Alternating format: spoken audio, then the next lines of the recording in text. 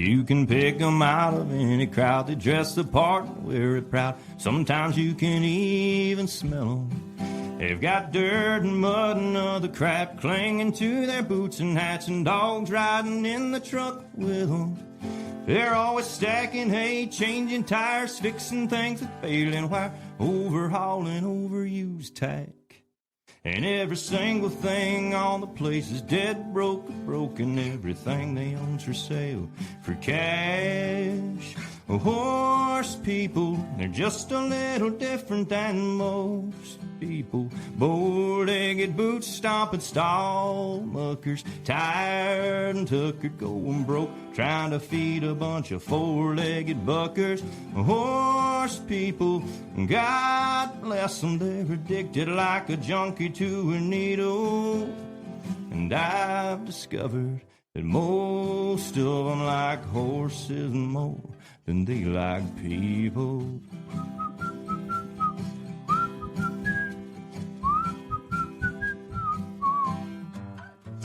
There's nothing in their fridge to eat. It's full of butane, banamine, and penicillin, ivermectin. They live on Burger King and Taco Bell. The dash is loaded down with bills from farriers and veterinarians.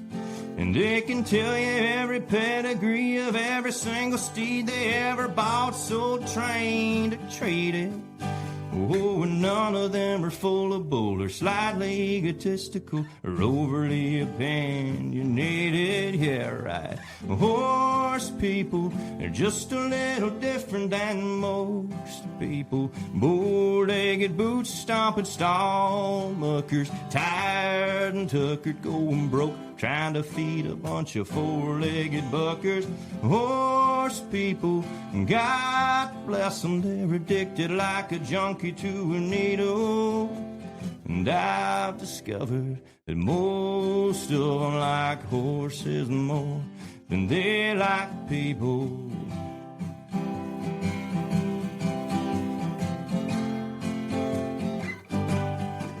They've got palominos, paints and bays, sorrels, donzerones and grays, stacks of saddles, bits and bridles. They can't pass up an auction barn, a for sale sign, anything that runs on diesel. Horse people, we're just a little different than most people. We trade a kidney for a load of good alfalfa. Yeah, we're all about to go broke, trying to feed a bunch of four-legged buckers. Horse people, God help us, we're addicted like a junkie to a needle. And I've discovered that most of us like horses more than we like people.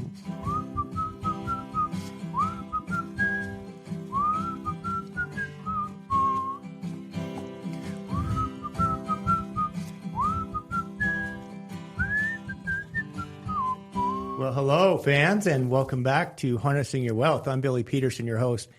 We have a couple of guests today. One is the old standby, the old bag, ball and chain, Sean.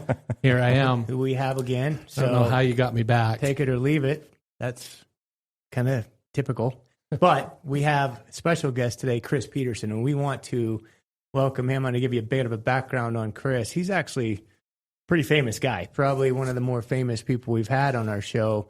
And the weird thing about that is he grew up right in Morgan, Utah, right where us rednecks and farm boys grew up. So it's a town of, those who don't know, it's a town of about 5,000 people. I think there were 92 people in my graduating high school class. We still don't have a stoplight, you know, so it's farm country, it's cattle country. And here you got the three amigos sitting here today. But Chris has actually made a name for himself in the country music world. And he actually released a song that was pretty famous here a few years ago. And I'm going to let him elaborate a little bit more on that. He was also featured on, what was it, America's Got Talent. America's Got Talent. Yeah. My God, we've got, you know, that going on. So he's going to tell us how that experience went and kind of the life that he's cut out for himself. He's doing a lot of different things. He's involved in some real estate stuff. He has cattle. He's living the cowboy life, which is, you know, for a lot of us, that's a dream. That's a dream. But he's going to tell us all about that. So welcome, Chris. Thank you. Yeah, the crazy thing to me is I grew up in Morgan, but actually in Milton. So Milton. I think all of us did. Yeah, right there along that same route. There's a 3 or 4 mile stretch there of farms. Calling it Milton, I mean, that really narrows it down. Now, let me preface this, Sean. I was going to get into it. I want to preface this for all of our audience, those of you listening. So Sean and Chris, I'm sitting in the middle because I want to keep them at arm's distance. They went to college together, all right? Now, Chris, I'm going to ask you, please don't sink Sean's whole career today because I know you got a lot of stories on him. And probably Sean has some, but we all know, those of us who have been around Sean and his downtime, we know the kind of legend he really is. So everyone acts like I get into all this debauchery. I think I was a normal college student at the time, but yeah, Chris and I were roommates at Campus Corner, and our apartment, like usually they're all in a line, right? Well, ours was above the laundromat, so we had the whole thing to ourselves. The whole laundromat? Above the laundromat. So we didn't have neighbors or anything, and it was really nice because it was kind of like our own little spot. Didn't have to worry about stuff. Sounds like a lot of nasty and wild things could go on there. Nothing too bad. It was a good time. That was a really good time. But I mean, Chris, I remember, you always had your guitar in our apartment strumming around. What the hell happened? You really strummed the right chords, man. The funny thing is, back then I was too scared to even sing in front of anybody. You were shy. Yeah, I remember. And it took a lot to get over that. Yeah, it's kind of a interesting story of how I went from not being able to open my mouth in front of anybody to being able to sing on stage. Tell us about it. How did that happen? I grew up very introverted, and I still am. I'm an introvert. I don't talk a whole lot, but I always had music kind of in my blood. My dad was a singer, but I think that's part of the reason I didn't sing is because that was my dad's thing, and just wasn't me, right? My dad was like the life of the party and talking all the time, and I was the opposite. And so I was just terrified to sing because I don't sing like him. He's got a very unique voice, different voice. So I grew up thinking I couldn't sing, but I loved music. I loved writing songs and coming up with lines. Since I was a little kid, I always had little lines in my head, and I'd write them down just thinking maybe someday I'll do something with this. And I ended up moving down to southern Utah, and I had some friends that we were messing around one night, just started singing, and after they heard me sing, they were like, you need to do this. And so they pushed me to really dive into it. So I did, and then I ended up writing a bunch of songs, and I recorded an album. I didn't know what I was doing. It was my first album, and it's just whatever. I wrote these songs for me, so I'm going to record them. And I had a family friend that was friends with Colin Ray. I don't know if you heard of Colin Ray. Sure. Oh, yeah. So he was picking Colin Ray up from the airport to actually do a concert in Morgan. Wow. And as they're coming I back. remember that. As they're coming back, he's like, hey, you need to listen to this. And so he put in my CD, and Colin Ray, on the way to Morgan, was like, can we get this kid to open for me? And so they called me.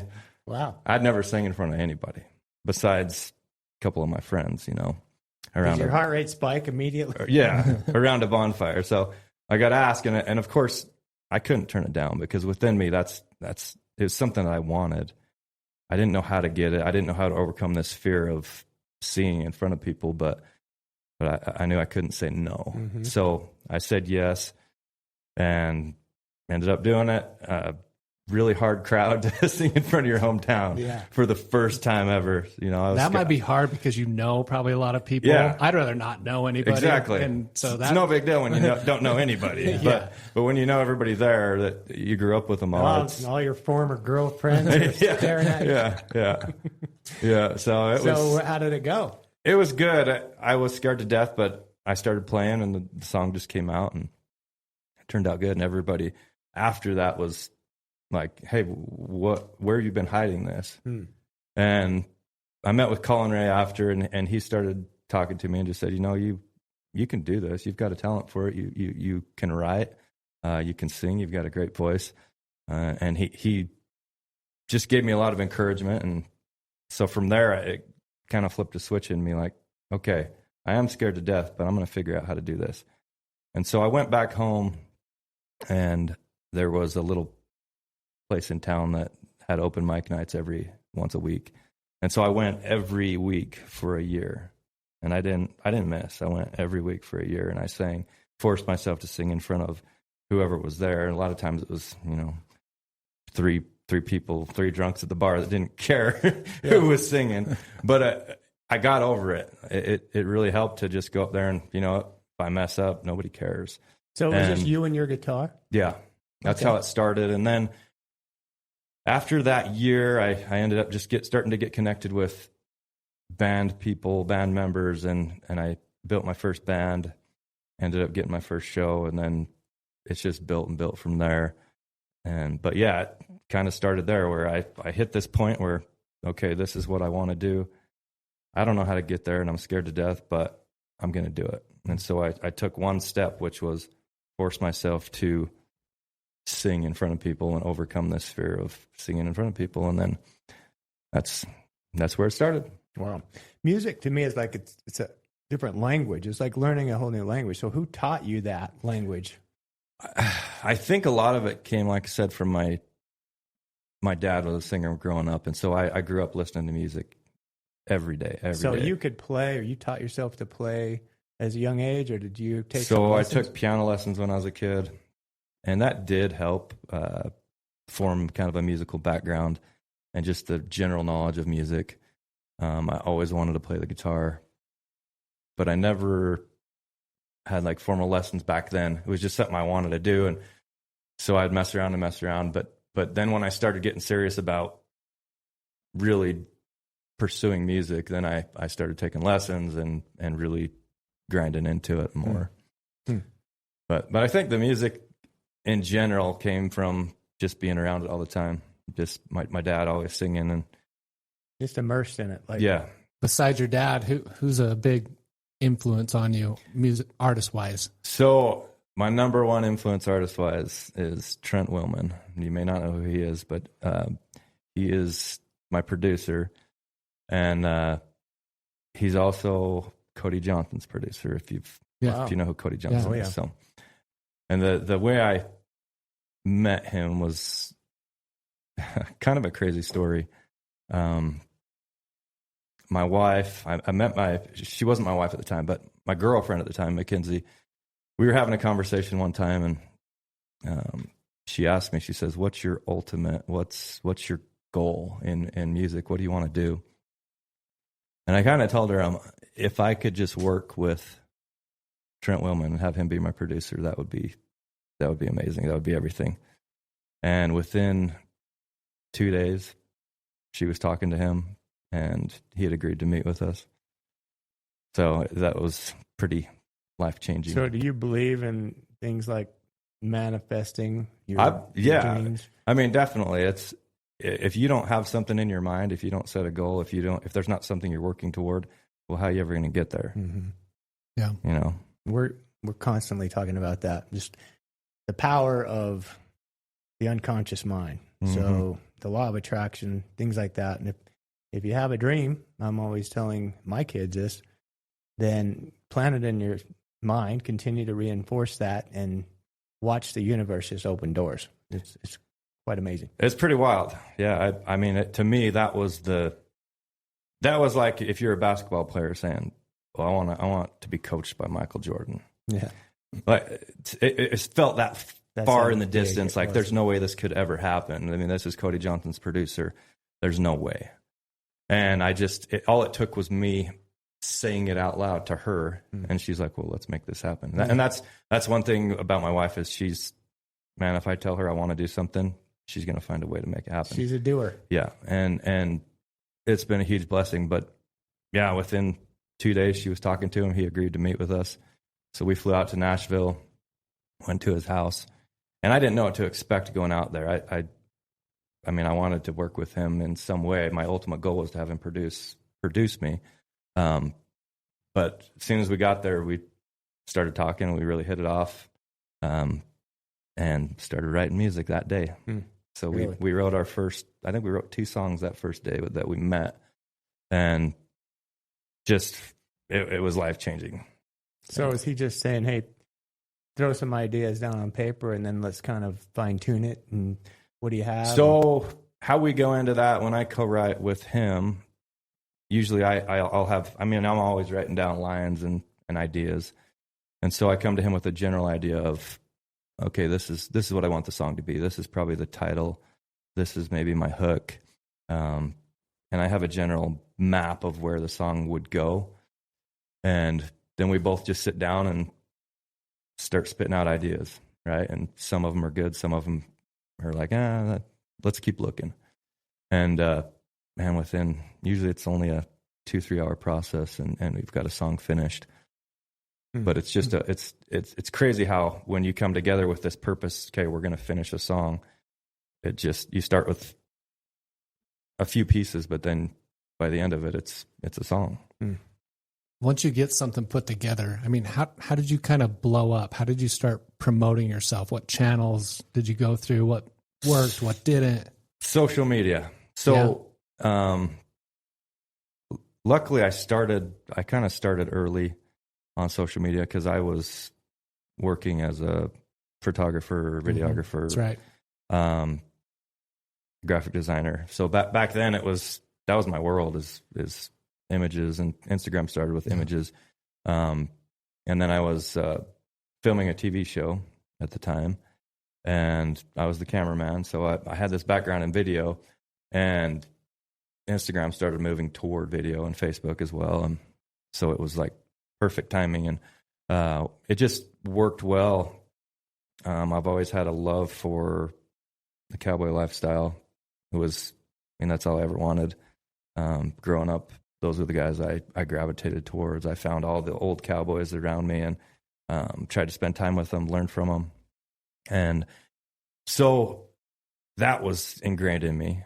And I just always moved toward that. And so I got into photography and videography, and I started out in the hunting industry, but my heart was always in the cowboy world. Yeah. I would go take pictures I'd go help out on friends' ranches anytime I could and take my camera with me and just pull it out. And so I started posting stuff, and at one point in time I started selling prints, and it just morphed into this page of, and I call it Diehard Cowboy, but it started out because I had a company called Diehard Creative. We did photography, videography, web design, things like that. It was Diehard Creative. Well, my passion was the cowboy stuff. So I created a branch of the company called Diehard Cowboy and built my page based on that. And so when the music came in, it was a no-brainer just to integrate it into... You kind of had your base following from all the videos and photography, and then you're like, hey, I'm doing music now. Yep. And people just you had loved your following, right? So how many people were following you on, I guess, Instagram is your big channel, or your big platform? Yeah, my biggest is Instagram. Facebook's decent.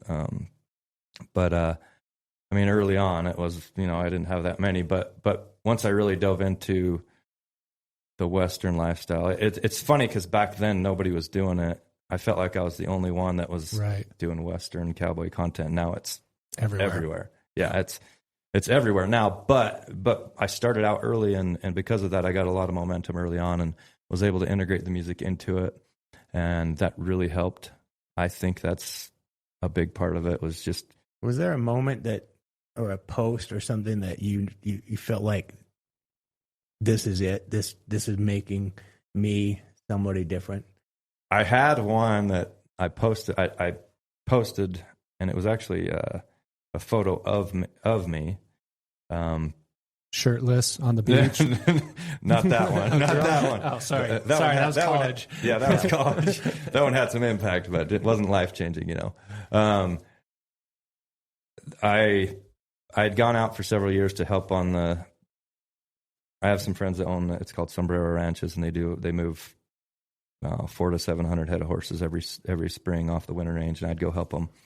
And I was out there, and somebody took a picture of me, and I posted that picture, and Instagram ended up sharing that picture.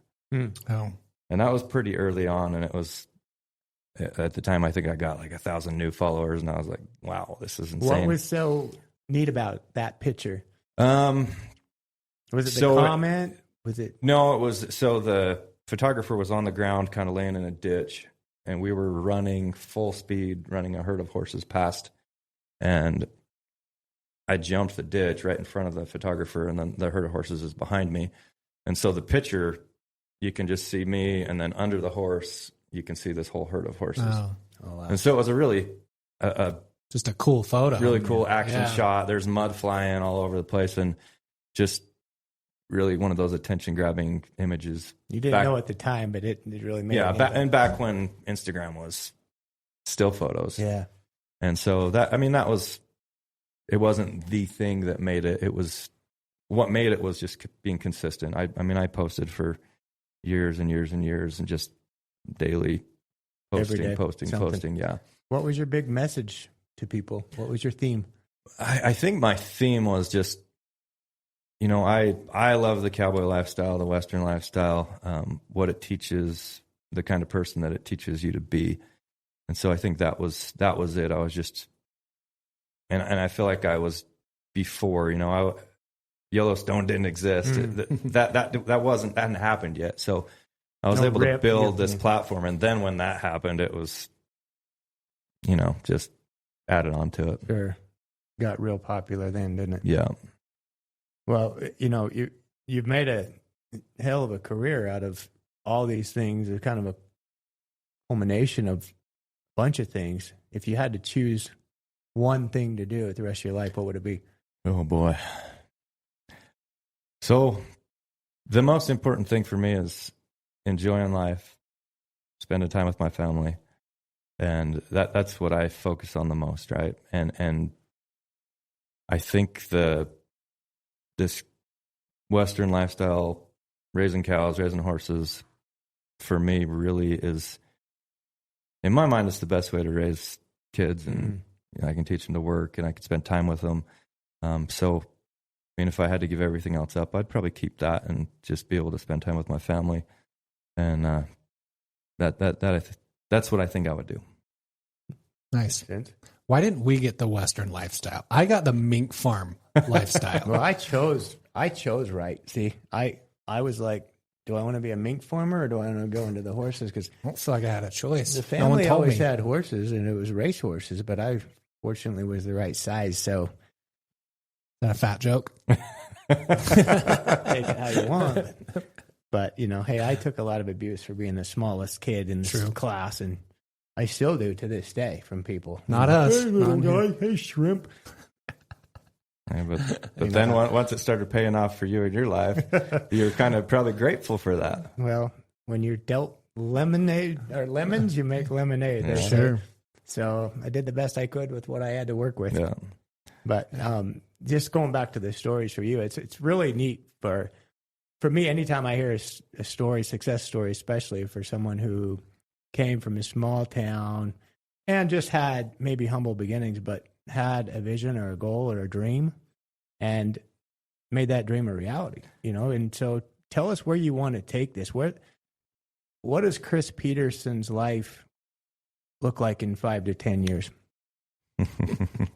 That's a tough one, but ideally, where do you want your career to go? As far as music, I just want to be able to share the lifestyle and the things that I love with as many people as possible.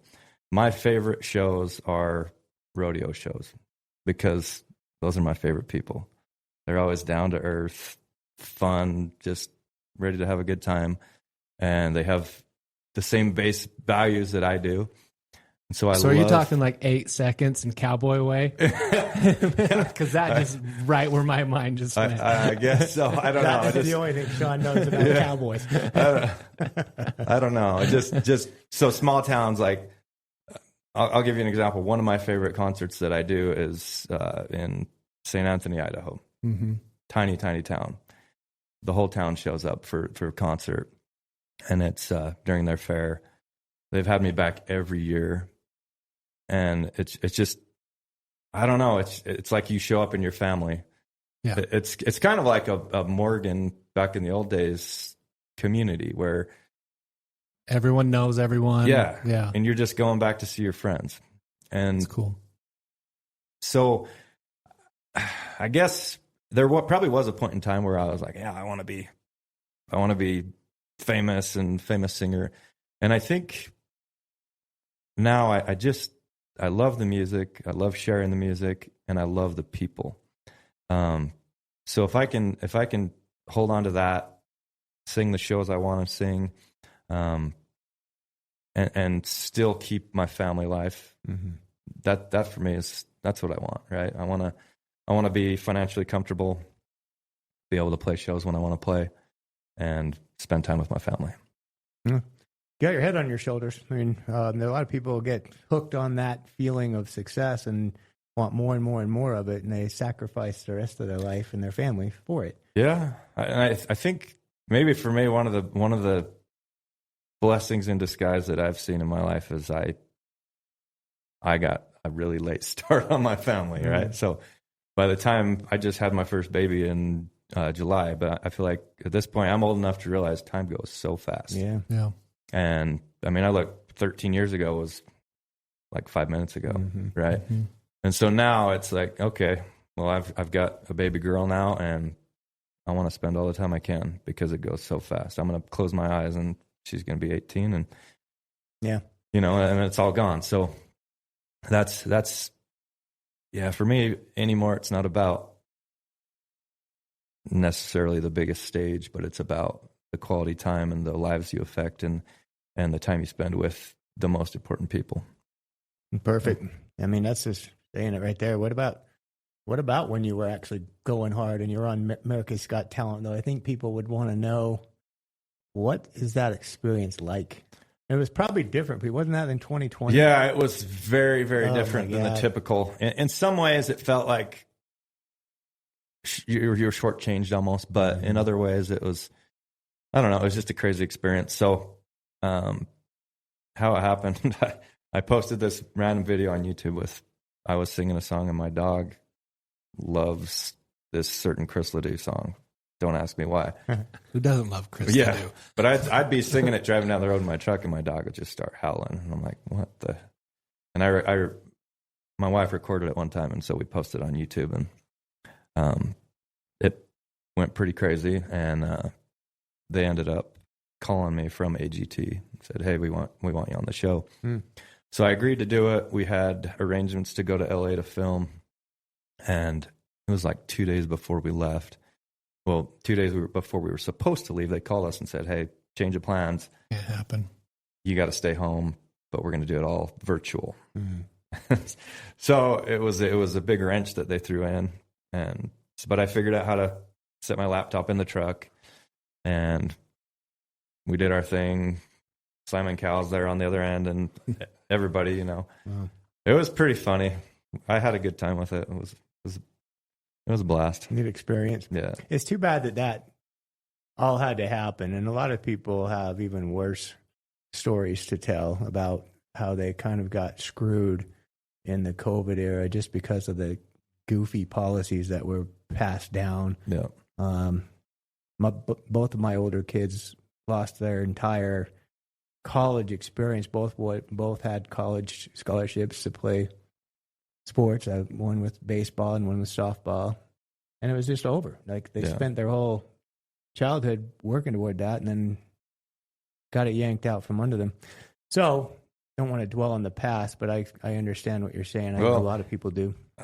There's one thing I'd like to say on that is it did suck, and a lot of us had terrible experiences, but I was blessed with my wife. She thinks out of the box, right? And so that time for us actually was pretty awesome because she would think out of the box. So approaching summer, everything got shut down. Right. And we had the whole summer booked out for concerts. And I mean, started getting closer and everybody started canceling. But she started thinking out of the box and basically like, okay, what are the obstacles that we have and how can we get around those? So we were able to basically salvage almost all of the shows that canceled. She was able to talk to him and say, okay, how can we get around this? What are your obstacles? And the obstacles were, okay, well, the health department's saying we can't do this. Okay, well, why? And how do we get around it? And so with a lot of them, we found a way to do it. Whether it was, I played one in Rangeley, Colorado, and we painted squares on the grass. We had to do them outdoors. Really? So we painted squares on the grass and say, okay, your family, your party has to stay within this square. But by doing that, we were able to go around the rules, and make it happen. We did that with almost every single show we had. And because we were still doing shows, we ended up having a huge number of other organizations and groups reach out to us. And we were busy during 2020 that summer because we were the only ones that were out doing demand, it. and you were the one supplying it. All of the big artists that were signed by a label, they were done. They were not. They were not playing at all, and we were going 120 miles an hour because we could think outside the box. And the thing that I loved about it is you'd show up in this town, and you remember the feeling at that point was just there was so much negative feeling, and people were just wanted to get out, and they wanted to feel connection again and feel purpose in life. And we'd go out and do a concert, and there it was again, right? You have a community event. People are feeling that again. And music brings people together like nothing else. And so that was actually it was a tough time, but it could have been a game changer for you. It was a really good time for us too, because we were able to go outside the box and say, okay, how can we make it work, even though we have all these obstacles? It's a great lesson in not quitting or just laying down when an obstacle is thrown your way. I think that can be a life lesson in pretty much anything you're going to do, is just figuring it out, because everyone's going to face challenges, and it's what you do with them. Right? Yeah, absolutely. Don't quit. Yeah, I mean, we have problems every day. I mean, I don't think there's any of us that ever have a day that's like, I'm everything went problem-free, perfect. Chris. I don't know if I've told you since college, but I don't really worry about anything. Sean, I don't think you've had a problem in years. Yeah, I've got a crutch in Billy's office. I got a bummed ankle right now. Who knows what else? We're not going to go there, Sean. Yeah, we don't have enough time. Positive mindset. Believe. Looking at it from the outside, people are going to be like, what are you doing? What are you doing? You spend all your time and all your money on horses. And so outside people probably don't understand. So I wanted to write a song about that of people that it is kind of an addiction. Yeah. Oh, big time. That song's going to resonate with a lot of our listeners. I love that song. Yeah. I'm going to download that song. That's me right there. I mean, I can't. Sometimes I have to just stop and ask myself, what in the hell are you doing? Look at this. This is insane. But then I tell my kids, look, I'm not going to leave all this to you, so I'm going to try to spend it. And this is a quick way to, they once told me that there's a real quick way to become a millionaire. All right? Get into the horse business and start with $1 billion. Yeah. I know that joke's been told 1,000 times, but it's true, because to try to make money in the horse business is extremely rare. That's like that's something that most people can. But here's the thing, Billy. We know when you've got a good horse because you're walking around the office just beaming and happy. So I'm like, you're getting some joy out of it. Yeah. Look at the stuff I've got hanging up in here, Sean. Pretty soon this whole room's going to be filled. Cannot wait. Let's talk about manifesting those things. We can do that. The Holy Grail. We're going to do it. Hey, there's value in it if that's what you love. Yeah. We got to do what we love. Well, we're running out of time, so I guess we're going to miss the college stories, Chris, but no worries. I mean, some that come to mind, the nunnery. You remember the nunnery So we went to Utah State, so everyone knows. All you Aggies are going to know what the nunnery is. The Howl. Remember the Howl? I do. Do you remember the pirate party? Yes, I do. Yeah, you do. Now we're getting. Chris was a good boy, though. He was probably taking care of me way more than I ever had to take care of him. Right now Chris is just itching to get into this and share the stories. Well, he'll have to come back for a Sean different the one. Legend.